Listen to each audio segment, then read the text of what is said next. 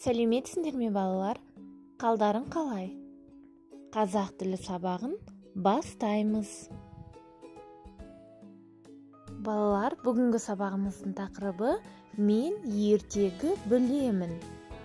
Қане, сендер қандай ертегі білесіңдер, естеріңе түсіріп көріңдерші. Жарайсыңдар балалар. Біз өткен сабақта сендермен қасқыр мен түлкі, бауырсақ ертегілері туралы айттық, я? Қазір мен сендерге ертегі жіберемін, соны тыңдаңдар. Балалар, ертегіні мұқият тыңдайық. Бір күні орманда кірпі, қоян және керік келе жатады. Олар ағаштардың арасынан бір нәрсенің жылтырағанын көріп, қарамақшы болып барады. Кірпі бірінші болып қарап, «Мынау кім?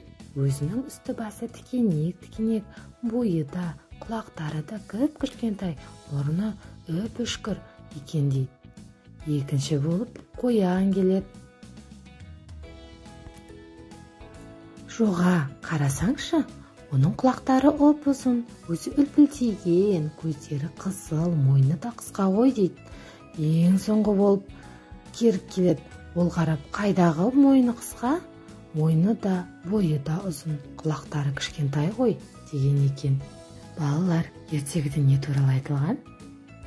Дұрыс айтасыңдар, айна туралы айтылған екен. Балалар, жануарлар өздерінің бойын, өздерінің түрін айнадан көрген екен, я? Ертегіде қандай кейіпкерлер бар? Қане бәріміз бірге атайықшы? Кірпі, қоян және керік. Балалар, ертегіні көріп болсаңдар, ары қарай бірінші тапсырманы орындаймыз. Тыңдаймыз, қайталаймыз. Әже, мен ертегі білемін. Қандай ертегі?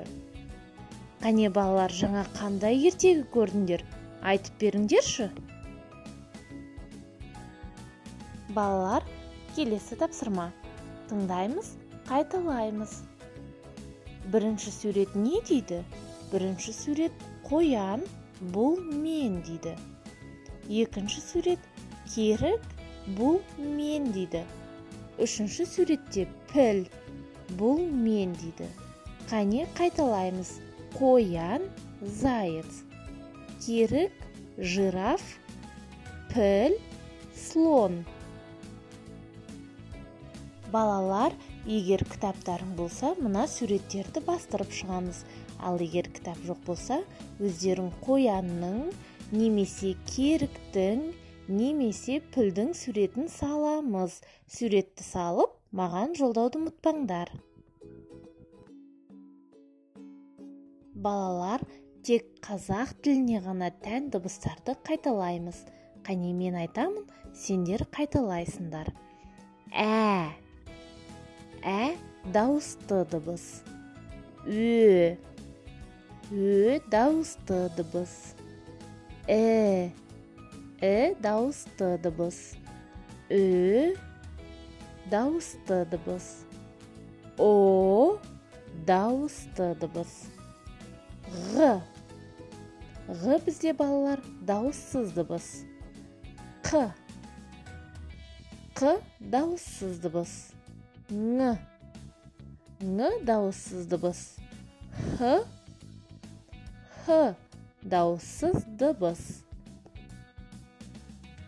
Балалар, дауысты дыбыс дегеніміз гласные звуки, ал дауыссыз дыбыс согласные звуки.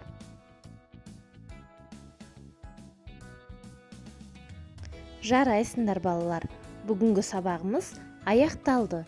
Келесі сабаққа дейін сау болыңдар.